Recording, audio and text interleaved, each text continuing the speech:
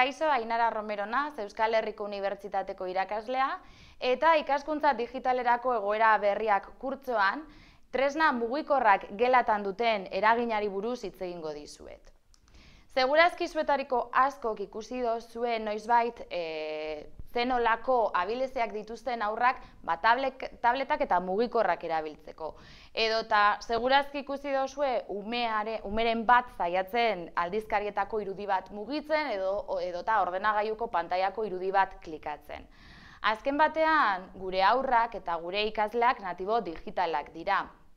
Hau da, beraientzako tresna teknologikoak beraien errealitateko elementu naturalak dira.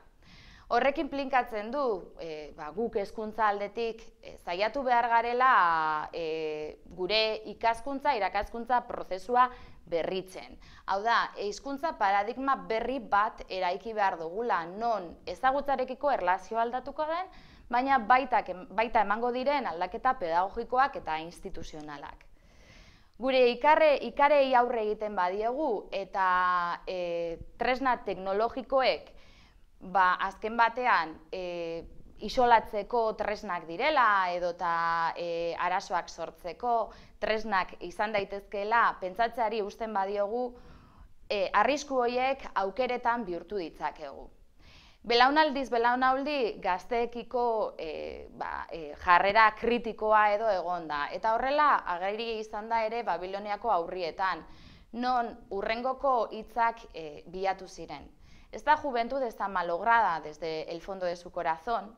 Muchos jóvenes son malhechores y ociosos. Jamás serán como la juventud de antes. La juventud de hoy no será capaz de mantener nuestra cultura.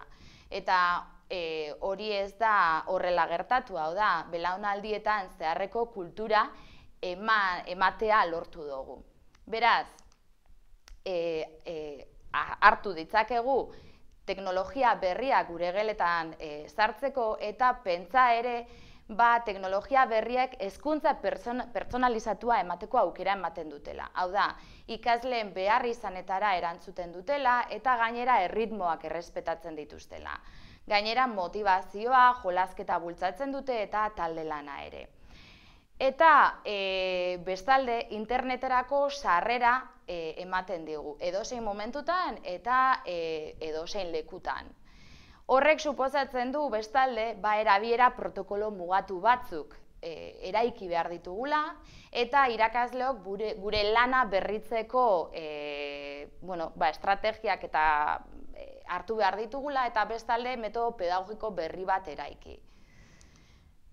Pentsa dezagun interneterako sarbide horrek informazio asko ematen digula eta adibidez internet inprimatzeko aukera izango bagenu gure bizitzan zehar ez genuke denborarik izango liburu hori irakurtzeko.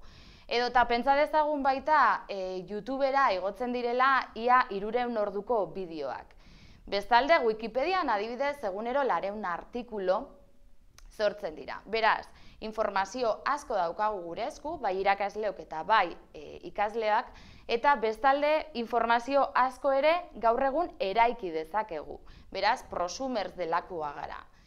Horrek inplikatzen du hezkuntzaren aldetik baita funtzio berri bat agertzen dela eta horixe da internet erabili behar dugula modu kritiko eta modu arduratsu batean. Eta hori ere irakatsi behar diogula gure ikasleei.